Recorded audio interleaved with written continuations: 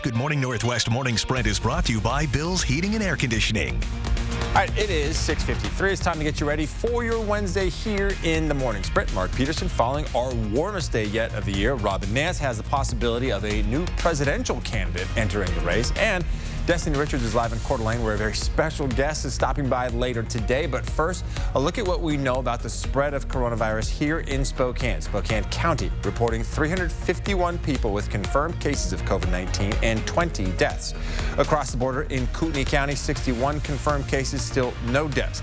The Spokane Fire Department is warning you also not to put cloth masks in the microwave to sanitize them. It will most likely cause a fire. The best way to clean those masks is to throw them in the washer and dryer.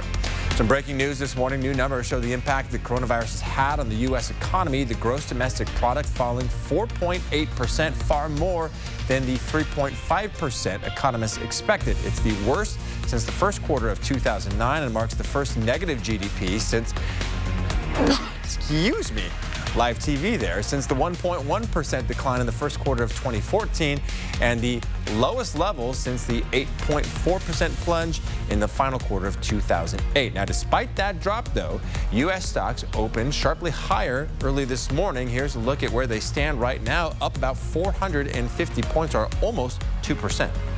Washington officials are discussing reopening regions of the state where there are fewer coronavirus cases. But in order to make that call, officials are looking at several pieces of key information, like the number of cases and hospital stays in each region. The number of COVID-19 cases here at home is giving Spokane Mayor Nadine Woodward some hope. She shared the report from the Seattle Times on Facebook last night, adding, quote, "Our push to be flexible in opening up Spokane County's economy is paying off." We've reached out to the city for an update about the possibility of reopening. Local leaders say they haven't heard anything official just yet.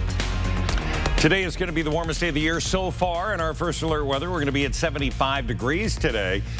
By noon, 68 with a chance of some morning showers. In fact, mid-70s all over the region. You're going to be near 80 into Wenatchee, Moses Lake, and Yakima. That 24-hour forecast showing a little chance of showers coming in about 9, 10 o'clock this morning. Boeing released its first quarter earnings report this morning, and it is not good for the airplane manufacturer. Boeing reported a loss of $641 million in the first 3 months of 2020, while burning through $4.3 billion in cash as the company faces both coronavirus issues and the year-long grounding of its 737 MAX jets. We may have a new third-party candidate for president. Representative Justin Amash of Michigan is launching an exploratory committee for the 2020 Libertarian Party's presidential nomination. The Republican turned independent said on Twitter that the U.S. was ready for new leadership. Your allergies may be raging right now. The pollen count was high yesterday, and there's really no relief in sight. Here's a look at the next few days. According to pollen.com, today and tomorrow are in the high range, although it does taper off into medium high on Friday and through the weekend. Police in Cheney are searching for a missing teenager who has not been seen in months. This is 17-year-old Cassandra Caberlock. She was reported as missing in January. Police say her family was in communication with her through social media up until March. She's 4'9" with dark hair, brown eyes. If you know where she might be, call the Cheney Police Department. The Coeur d'Alene Fire Department says they had a pretty good turnout for their first night of Christmas in quarantine.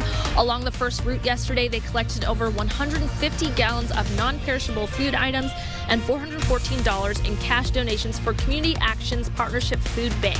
To see Santa, all you have to do is put out your food donations on your driveway and he will come on by. And this is where you can expect to see him if you live in these areas, so get your donations ready. They'll begin at 4 p.m. and at 2 p.m. this weekend. Spokane schools could declare a financial emergency tonight. It would clear the way for a plan to cut nearly $8 million from the budget. School board documents estimate the state will lose between $5 and $8 billion because of the COVID-19 pandemic. Those losses will affect every district in the state. The school board votes tonight. And coming up next on Good Morning America, experts say children are showing symptoms of COVID-19 that older people don't seem to experience. One 12-year-old girl survived the virus after developing potentially life-threatening heart problems. Felt really bad. Like my stomach would not stop hurting. I didn't want to move. I didn't want to live. I wanted for it all to